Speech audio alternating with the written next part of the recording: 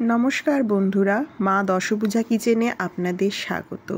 সেদিনকে বাড়িতে বানিয়েছিলাম মাটন দম বিরিয়ানি, সাথে আলু দিয়েছিলাম আর ডিম ছিল। আলুটা দেখতেই পাচ্ছেন, অসাধারণ জুসি হয়েছিল এবং তেমনি খেতে টেস্টি হয়েছিল। তো ফার্স্টে একটা ইনসেন্ট বাইট নিয়ে নিলাম। এবার শুরু করি ভিডিওটা। তো মাটনটাকে প্রথমে আমি কাঁচা অবস্থাতেই, আলুটাও কাঁচা ছিল, সাথে আমি আদা রসুন বাটা, টক দই, বিরিয়ানি মশলা, গরম মশলা এবং গোটা গরম মশলা, সেখানে ছিল হচ্ছে সাজিরা, দারচিনি, গোটা গোলমরিচ, লবঙ্গ, ছোটো এলাচ, বড় এলাচ দিয়ে ভালো করে মাখিয়ে নিয়েছিলাম। ডিম সেদ্ধ করে রেখেছিলাম, চর্বি যেটা ছিল সেটাও দিয়ে দিয়েছিলাম। আর এই মাটনের সাথে অনেকটা পেঁয়াজ কুচি দিয়েছিলাম, সাথে পেঁয়াজ বারিস্তাও দিয়েছিলাম। পেঁয়াজ বারিস্তার যে তেলটা ছিল সেখান থেকে আমি তেলটাও কিছুটা দিয়ে দিয়েছিলাম। আপনারা চাইলে বেশি তেল দিয়ে করতেই পারেন, কিন্তু আমি বাড়িতে করব তো বেশি তেল দিয়ে আমার করতে ইচ্ছা ছিল না, তো আমি অল্প তেল দিয়েই করেছিলাম। দেখতেই পেলেন যতটা তেল আমি ঢাললাম ততটাই হাফ কাপ মতো তেল দিয়েছিলাম, আর সাথে পরে আমি ঘি অ্যাড করব। তো চালের মধ্যে প্রথমে একটা কাপড়ে বেঁধে নিয়েছিলাম ওই গোটা গরম মশলাগুলোকে, দিয়ে চালটা ফুটাতে দিয়েছিলাম।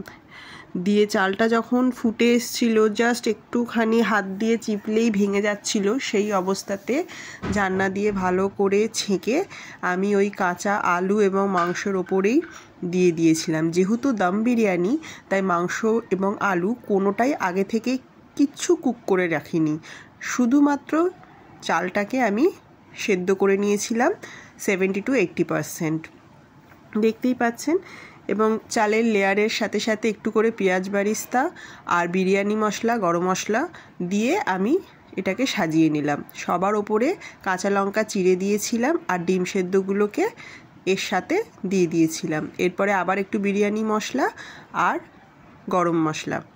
তারপরে আমি যেটা করেছিলাম সেটা হচ্ছে সাঁড়াশি নিয়েছিলাম, সাঁড়াশি দিয়ে একটু একটু করে আমি গর্ত গর্ত করে দিয়েছিলাম, যাতে ওই দুধ, কেশর আর একটু ফুড কালার মেশানো ছিল, সেই দুধটা ভালো করে দিয়ে দিতে পারি, যাতে কালারের জন্য half white half yellow colour হবে।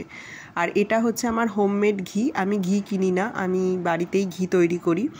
তো যেহেতু আমি বেশি তেল মশলা দিয়ে করব না ভেবেছিলাম, তাই আমি ঘিটাও অল্পই দিয়েছিলাম, মানে হাফ কাপ তেল আর 4-5 চামচ ঘি দিয়েছিলাম। এইটুকুতেই আমার গোটা বিরিয়ানিটা কুক হয়েছে। আর মাটনটা ম্যারিনেশনের সময় আমি তখন 3-4 চামচ সর্ষের তেল দিয়েছিলাম ওইখানে, ব্যাস। তারপরে প্রথম 5 মিনিট হাই ফ্লেমে বসিয়েছিলাম, তারপরের 55 মিনিট আমি একটি তাওয়ার ওপরে এটাকে একদম লো ফ্লেমে দমে বসিয়েছিলাম। দেখতেই পাচ্ছেন, আটা দিয়ে মেখে সিল করে দিয়েছিলাম। পুরো টোটাল 1 ঘন্টা হয়ে যাওয়ার পরে 15 মিনিট রেস্টে রেখেছিলাম। তারপরে আমি বিরিয়ানিটাকে খুলেছি।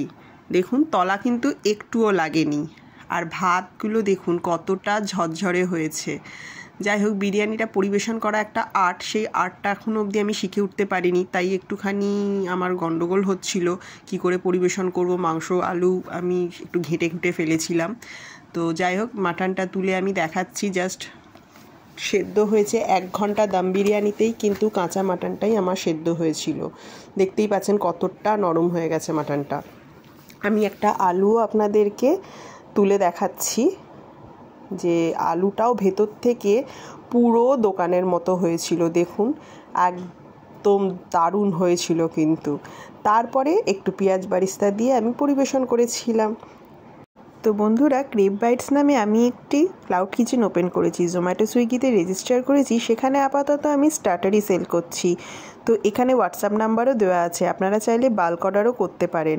তো এই ভিডিওটি কেমন লাগলো জানাতে একদম ভুলবেন না।